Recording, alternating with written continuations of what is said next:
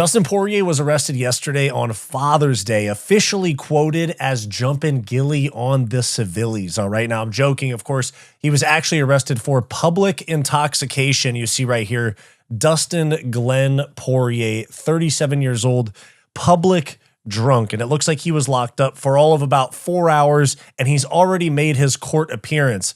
And he's actually already made a comment about this on his Instagram story saying, "Love you all.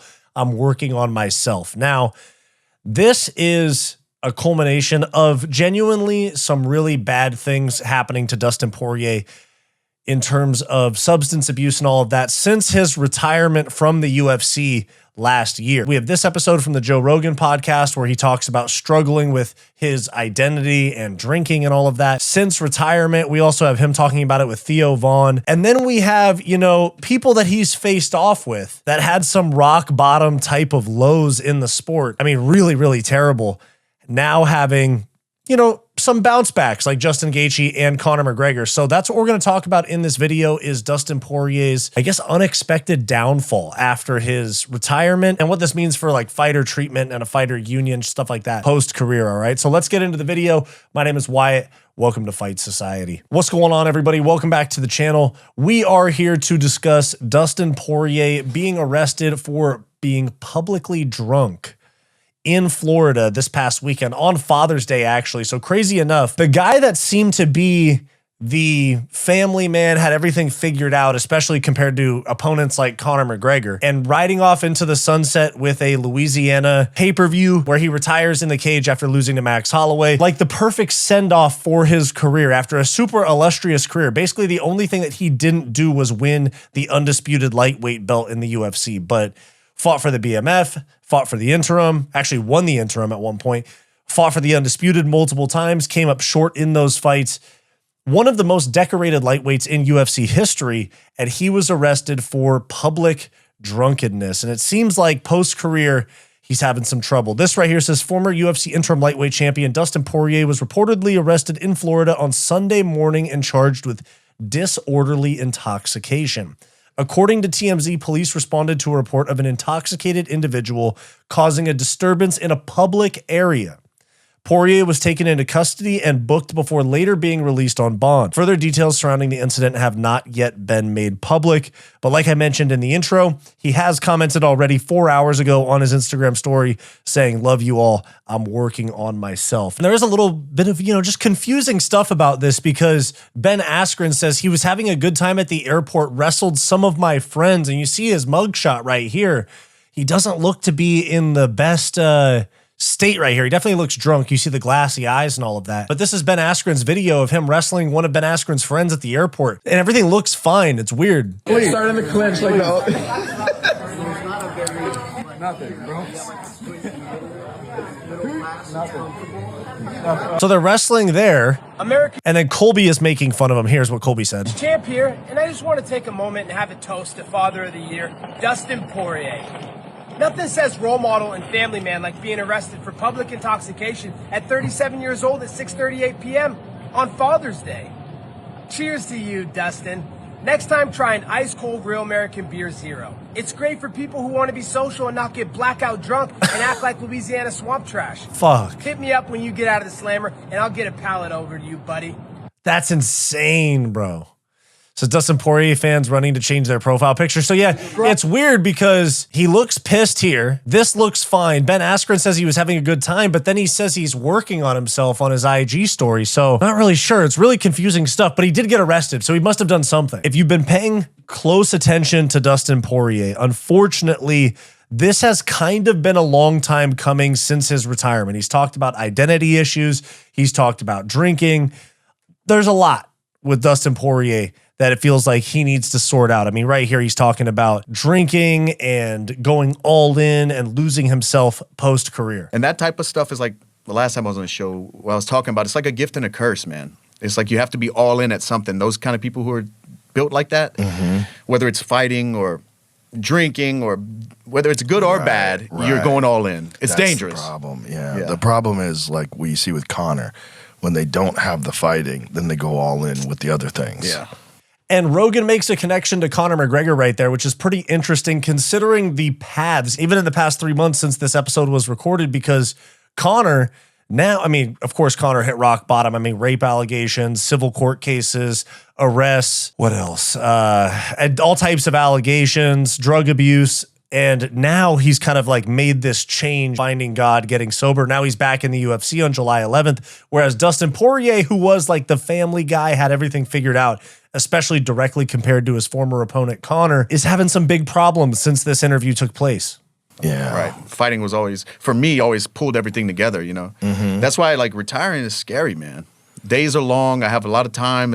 I don't have to get ready for a fight. I don't, you know. You're still a young man, too. You still have a whole lot of life ahead of you. 37, man. Yeah, so it makes you think, like, what do I do now? What do I do with my future? What do I do? What do you want to do? Dude, I kind of got, like, for a week or so, I wouldn't say depressed, but I kind of got into, like, a funk. Like, what the hell am I going to do with my life? Every day I would wake up for the last 20 years.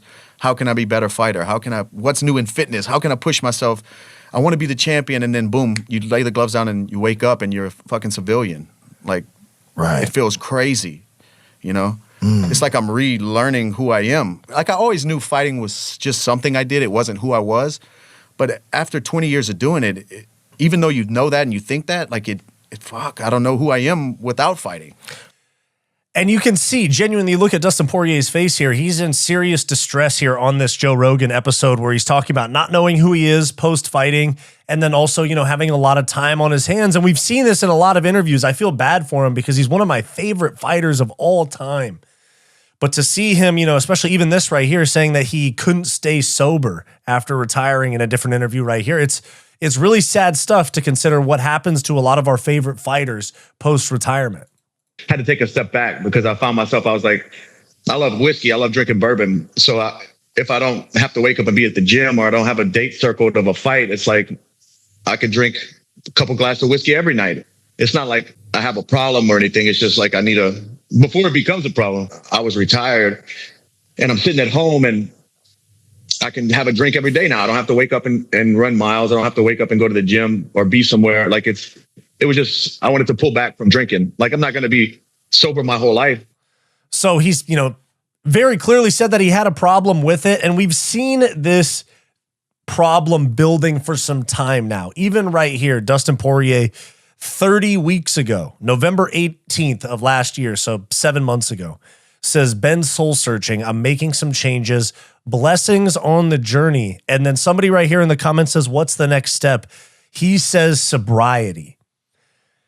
So we have plenty of examples here of our favorite fighter, many of our favorite fighter. I mean, he's top 5 favorite fighters for me of all time, who brought us so much entertainment and so many like fun moments during his UFC career, now struggling very clearly with depression, identity of like who he is post-retirement, and of course, alcohol as well. So this was him talking about it with Theo Von, and he talked about this as well. And I've been saying this for a long time since Dustin Poirier retired, that I've been pretty worried about, you know, it's like, it was weird. Like he got new teeth. So he started talking weird. And then there was multiple occasions where he just seemed like he was hammered drunk, like on camera. It was really, really weird. I mean, even this right here, before we get into the Theo Von clip, this was when he met John Pork, also known as Chanko Magomed Zainikov. This was him when I think it was at Madison Square Garden, right? November 2025, Madison Square Garden. So when Islam fought Jack Della Maddalena, Dustin Poirier was there. And this is John Pork, Chanko meeting him in the Fighter Hotel lobby or something. And I remember seeing this and thinking like, yeah, something's really off. This was only 3 months after his retirement fight against Max Holloway. I just remember thinking like something's really off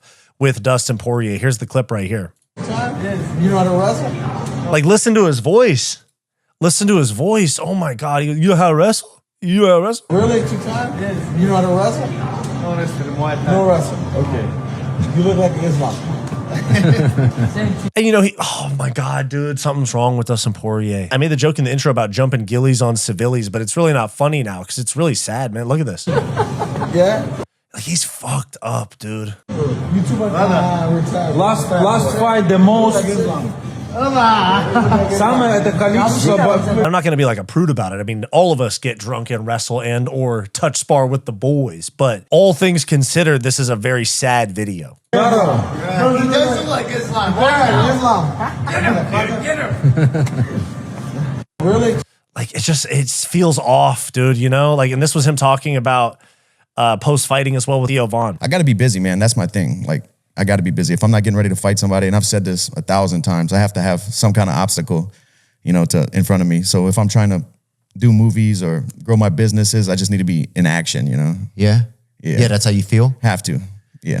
You just there's no, if you get complacent or if you, I'm like, it's honestly, bro, I'm a danger to myself when have nothing, no goal circled on my calendar. I'm a danger to myself, man. And we're starting to see that is that he is a danger to himself, getting himself arrested. I think he's actually talked about alcohol abuse multiple times now. He talks about it pretty openly, actually. And same thing, he says he's a problem to himself. He's a danger to himself when he's not fighting because he has too much time on his hands. He says he needs to have an obstacle in fighting. He doesn't have that obstacle anymore, given that he's retired. And we're seeing that, like, you know, maybe this whole arrest and potential like depression and alcohol thing is an obstacle that he has to get over, but it's crazy, all things considered. Some of his opponents, for example, Justin Gaethje and Conor McGregor, have had such far falls from grace. I mean, Dustin Poirier beat Justin Gaethje, became interim champion, fought for the belt, then he had the Conor paydays, all of that. And then everything comes back around. Dustin gets KO'd by Justin Gaethje, and then Justin Gaethje goes and gets highlight reeled by Max Holloway at UFC 300, probably the craziest knockout of all time. Literally headbutted the floor, palms up, looked like it was a dead body. Justin Gaethje had the craziest fall from grace right here. The biggest moment of his career up until the Ilia Topuria fight was him getting viciously KO'd at UFC 300, which was the biggest event in UFC history until the White House card. So Gaethje, after all of that, you know, Gaethje, not necessarily in his personal life, but from a career standpoint, this big fall from grace, headbutting the floor on the most watched UFC event of all time. Till then, you know, or at least at the moment. Biggest knockout, craziest knockout of all time. He has since come back to become the UFC undisputed champion and interim, and then also got this belt by beating Ilia Topuria in the biggest upset in UFC history, or like top 3 upset of all time in UFC history. And then even, you know, him and Conor McGregor, they fought 3 times over the course of their careers. They're never going to fight again, of course. I mean, actually, who knows? But Dustin Poirier's retired, and the last time that they fought, the last 2 times that they fought, it went Dustin Poirier's way at UFC 257, I believe it was. In January of 2021, Conor got knocked out by Dustin Poirier after, you know, Conor retired, came back, fought Cerrone, had all of his legal problems leading up to the Khabib fight, gets knocked out by Dustin Poirier, comes back after, you know, he had turned like babyface, turned into a nice guy for Poirier 2. But for Poirier 3, Conor McGregor came back in a vastly different mindset, aggressive, angry, all of that. And he ends up breaking his leg. Of course, all of us remember these moments, but snaps his leg in the fight and was taken out on a stretcher at UFC 264. And then from there, Conor McGregor had a deep, deep dive to rock bottom, including, you know, losing a rape case where he got forced to pay $258,000 to Nikita Hand for assault in civil court. On top of that, you know, the broken leg on its own is rock bottom. You don't even know if you're going to walk again. He talked about that on Ariel Helwani. And then this cocaine addiction, all the different things, the Miami Heat game incident. There's so many terrible, terrible things that Conor McGregor did that kept himself at rock bottom and killed his public reputation and made a lot of people in MMA and outside of MMA not take him very seriously.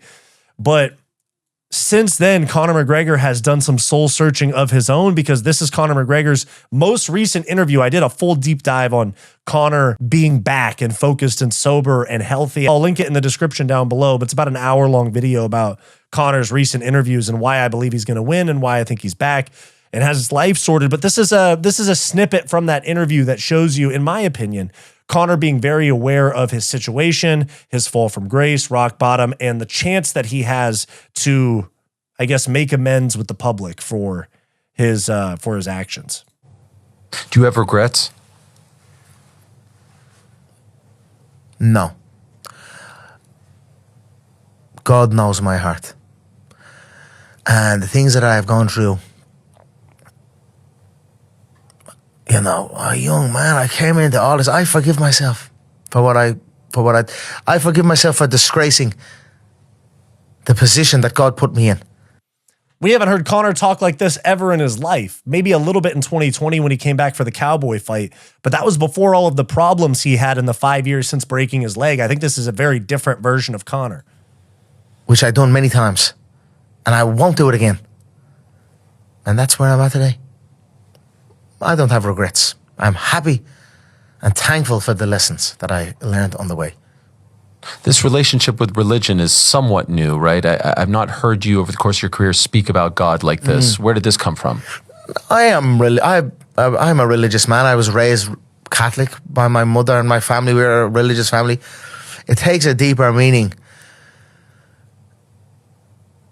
when you hit rock bottom and there's nothing else there but God. And then just the divine coincidences, everything just, I keep seeing it. I keep being shown it, and I'm going all in on it. You say that word rock bottom. It feels profound when you say it. When was rock bottom?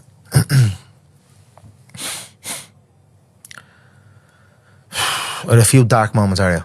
A few dark moments.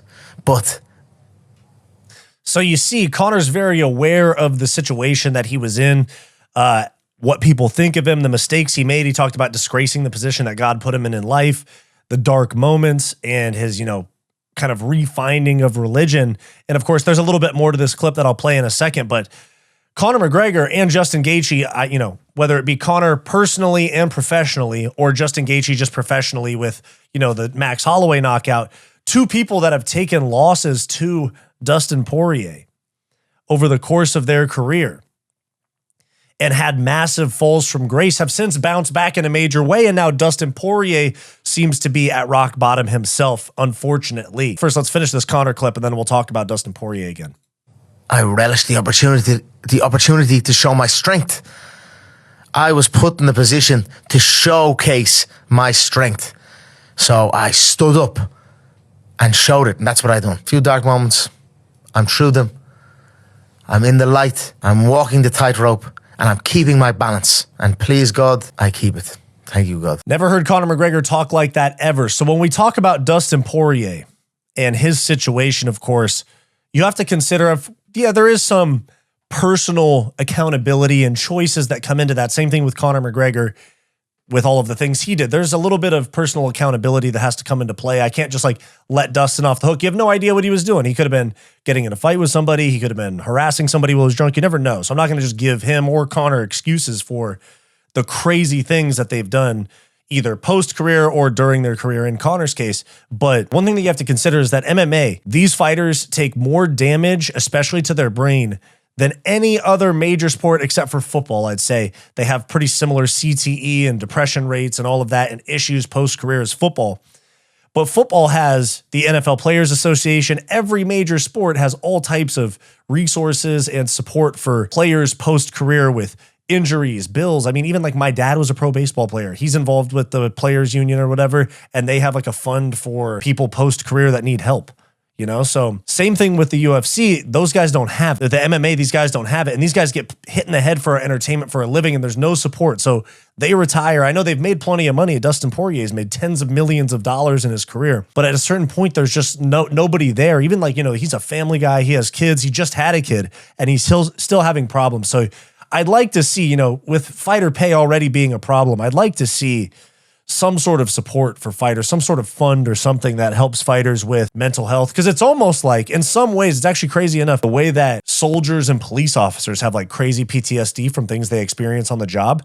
Only fighters can experience what fighters have experienced and can understand each other. There should be some sort of post-career support for these fighters. And it sucks to see that there's not. And especially somebody like Dustin Poirier, friends with Joe Rogan, friends with the highest of higher ups in MMA and the UFC. He definitely needs some help on this. So it sucks to see these fighters they're such a hot commodity when they retire, but then basically once the career is over, they're an expired whatever. Nobody cares about them anymore, or at least it feels like, and they have these type of problems. I mean, even Conor McGregor, the biggest star in the sport, like he said, some deep, dark moments, and all he got was, from most of the fan base, was kicked when he was down. And I'm not necessarily trying to make excuses for Conor. He did a bunch of terrible things as well, but I hope that the fan base responds a little bit better to Dustin Poirier's problems, because he is one of the good guys in the sport, in my opinion. I know some people say he's a fake nice guy. I don't necessarily agree with that, and I hope the best for him. So guys, let me know your thoughts down below. Dustin Poirier has been arrested for public intoxication, and this is really just the climax of a long and slow fall since the end of his career last August. So let me know your thoughts down below. Like, subscribe, click the join button down below if you want access to bonus content for the channel members. And I'll see you guys next time. Thanks for watching.